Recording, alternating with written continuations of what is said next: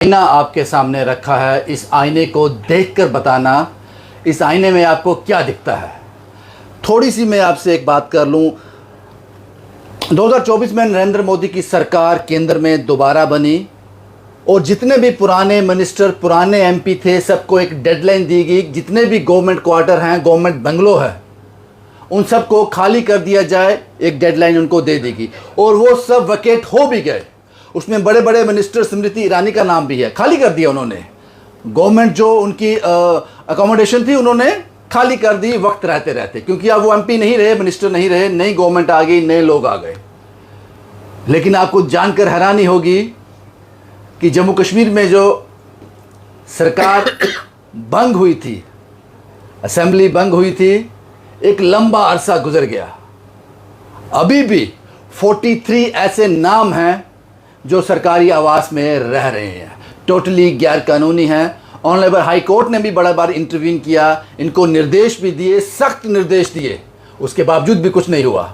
आज भी वो लोग, जब मैं आपके सामने रिपोर्ट पेश कर रहा हूं, आप ही तो कहते हो और एक कानून चलेगा यहां पर, तो ये समझने वाली बात है। और एक ऐसा शख्स हमारे साथ है जो सच बोलने की हिम्मत रखता है, जो उस आईने को समय समय पर साफ करता रहता है ताकि आपकी शक्ल उसमें साफ दिखाई दे। मेरे साथ हैं शेख शकील साहब।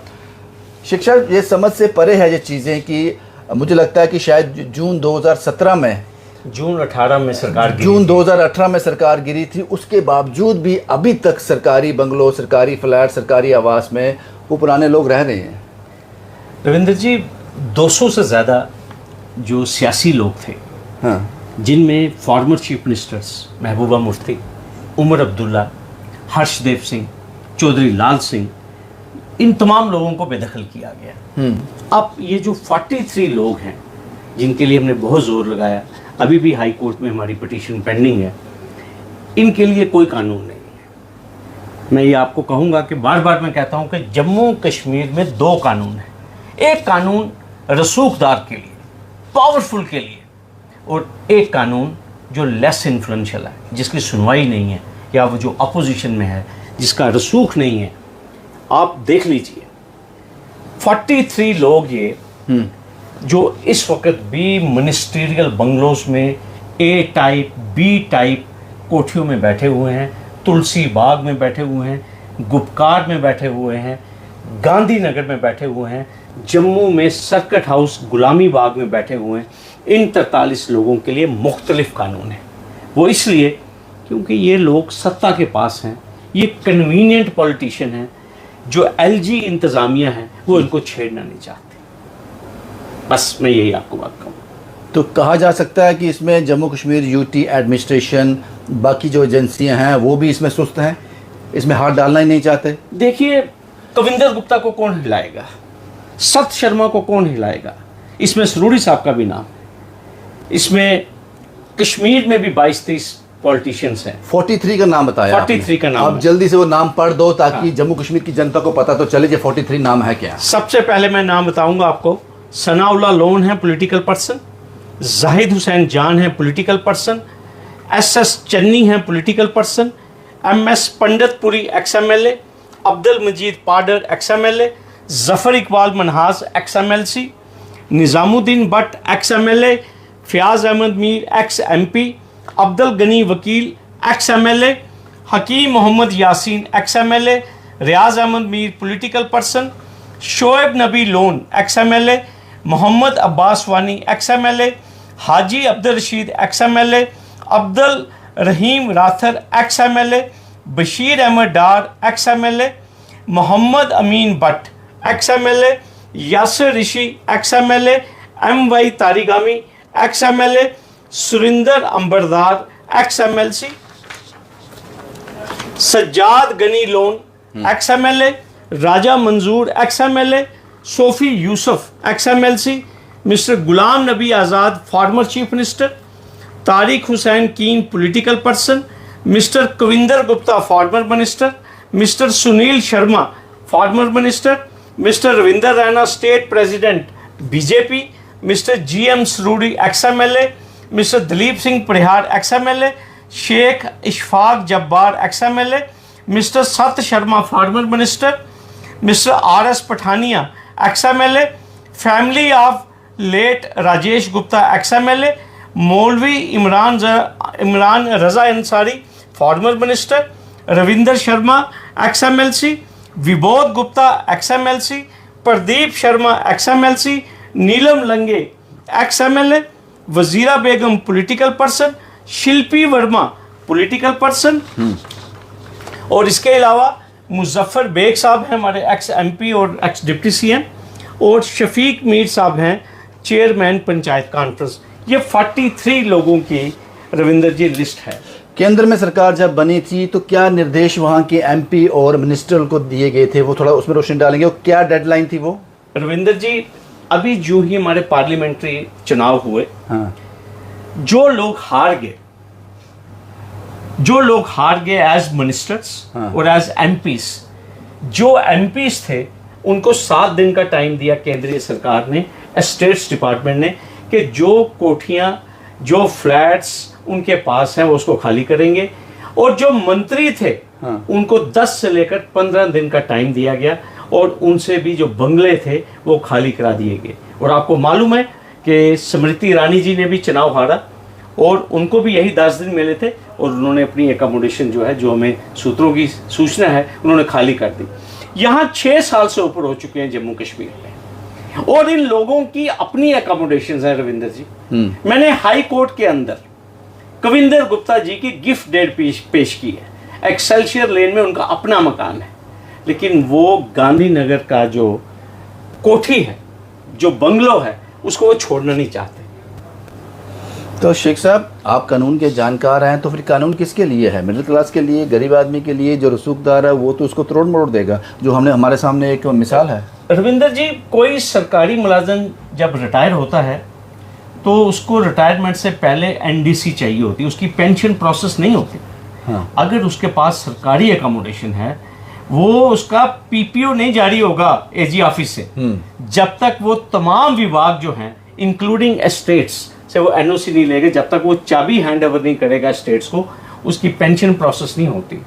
लेकिन मैं बार बार कहता हूं, ये कानून एक साधारण व्यक्ति के लिए है, लेकिन जो मजबूत लोग हैं, जो रूल कर रहे हैं, जिनके पास पावर है, उनके लिए कोई कानून नहीं है जम्मू कश्मीर। यहाँ तक मुझे याद है, हमने इस पर रिपोर्ट भी की थी कि एक ऑनरेबल हाई कोर्ट से एक निर्देश भी आए थे, आदेश भी आए थे, वो क्या थे? उसके बावजूद भी कोई हलचल नहीं हुई।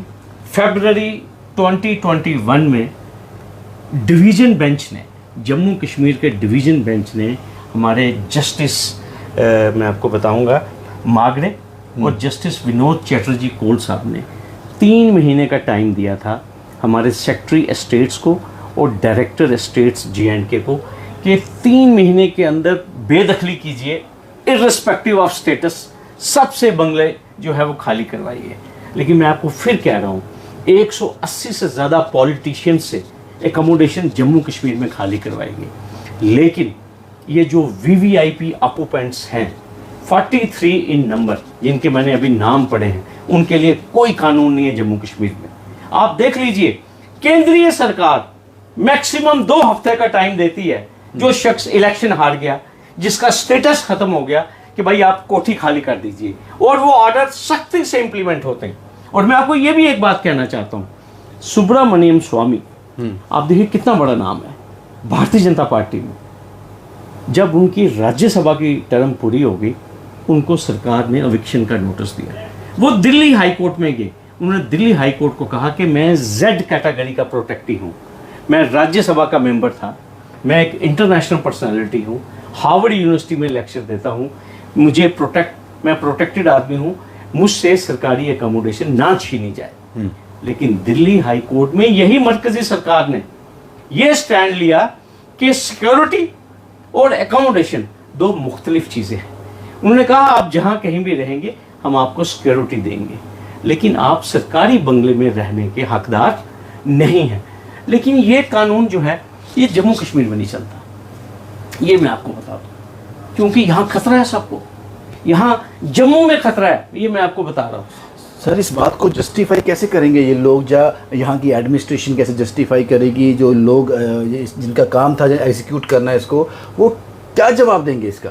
कोई जवाब नहीं है उनके पास। वो अपनी नौकरियां बचा रहे हैं, उनके पास गट्स नहीं है, उनके पास ताकत नहीं है, वो सिर्फ एक गरीब आदमी के लिए रूल चलाते हैं, एक ऐसे बंदे के ऊपर रूल चलाते हैं जिसके ऊपर उनका रूल चलता है। लेकिन इन 43 लोगों के ऊपर जो है ना 43, ये रूल से ऊपर है। हम कहते हैं जम्मू कश्मीर में rules are for the fools in J&K। आपको सच्ची बात मैं कह रहा हूँ, कोई जुआजियत नहीं है इन लोगों को जो गैर कानूनी तौर के ऊपर जो कंटिन्यू किया जा रहा है, कोई जुआजियत नहीं। मैं आपको कहूँगा अगर इन लोगों को कोई खतरा है तो इनको सरकार हायर्ड अकोमोडेशन दे और इनसे किराया ले। आपको मालूम है गांधीनगर में ये कोठियों में बैठे हैं, किराया कितना दे रहे हैं? 300 रुपया, 400 रुपया, 500 रुपया। आप मुझे बताइए गांधीनगर में कोठी 300 रुपये में मिलती है? और सुप्रीम कोर्ट कहती है कि जब आप किसी भी संवैधानिक या कॉन्स्टिट्यूशनल ऑफिस को डिमिट करते हैं, जब आपका टर्म पूरा हो जाता है, आप एक साधारण व्यक्ति बन जाते हैं, आप एक आम इंसान हो जाते हैं। ये तो 43 आदमी तो ये तो जून 2018 से ये साधारण व्यक्ति तो हुए नहीं है। इनके आगे सिक्योरिटी भी चल रही है, इनको तमाम फैसिलिटीज़ भी मिली हुई है, सरकारी गाड़ियाँ भी हैं, पूरा प्रोटोकॉल ये एंजॉय कर रहे हैं। और जो बाकी लोग थे अपोजिशन के, उनकी जिप्सियाँ भी ले गई, उनके PSOs भी ले गए और वो खटो खाटने सारे। मेरे पास शब्द नहीं है अब मैं आपसे क्या पूछूं। अगर ये ओपनली सब इसको देख रहे हैं, सुन रहे हैं, मामला इतनी दूर तक गया है, उसके बावजूद भी ये हालात हैं, तो शेख साहब मैं आपसे एक सवाल पूछूंगा कि जो चीज़ें दिखती नहीं हैं वहाँ कानून को कितना तोड़ा मरोड़ा जाता होगा, वहाँ उसका कितना मिसयूज़ होता होगा। ये तो शॉकिंग है, ये तो हज़म ही नहीं हो रहा कि जम्मू कश्मीर को, उनके लोगों को, जम्मू कश्मीर के लोगों को ये आईना दिखाया है। ये आईना है आप लोगों के लिए, ये एक दर्पण है। सवाल हैं एडमिनिस्ट्रेशन पर, सवाल हैं उन एजेंसियों से जिन्होंने ये एग्जीक्यूट करना था, और सवाल सर उठते हैं जिन्होंने लॉ मेंटेन करना है। मुझे लगता है कि ये तो सीधी उंगली उठ रही है हमारे न्यायालय की तरफ भी। ये बहुत बड़ी बात मैं कह रहा हूँ, लेकिन क्या लगता है आपको?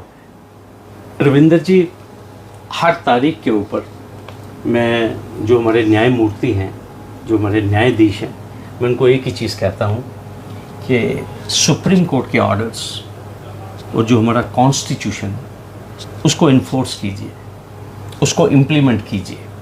मैं बार बार एक चीज़ कहता हूँ कि ये जो कमेटियों के गठन, सिक्योरिटी रिव्यू, लाल सिंह के केस में एक स्टैंड, हर्षदेव सिंह के केस में एक स्टैंड, महबूबा मुफ्ती के केस में एक स्टैंड, लेकिन सत शर्मा के केस में एक स्टैंड, कविंदर गुप्ता के केस में एक स्टैंड, नीलम लंगे के केस में एक स्टैंड, तो ये डुअल स्टैंडर्ड्स, ये डबल स्टैंडर्ड्स नहीं है तो और क्या है? एक आखिरी सवाल सर, एक आखिरी सवाल।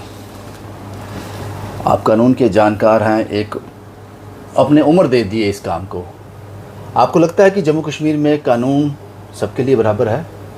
बिल्कुल नहीं है। मैं तो बार बार कहता हूँ यहाँ 2 कानून हैं, यहाँ 2 कानून हैं जम्मू कश्मीर में, बावाज़े बुलंद एक बार नहीं रविंदर जी, मैं 500 दफ़ा कह चुका हूँ, यहाँ कानून, यहाँ पानी नीचे आता है जम्मू कश्मीर में, पानी ऊपर नहीं जाता जम्मू कश्मीर में। और सिर्फ सेलेक्टिव किलिंग है यहाँ पर, सिर्फ सेलेक्टिव किलिंग है। अफसोस, अफसोस, सद अफसोस।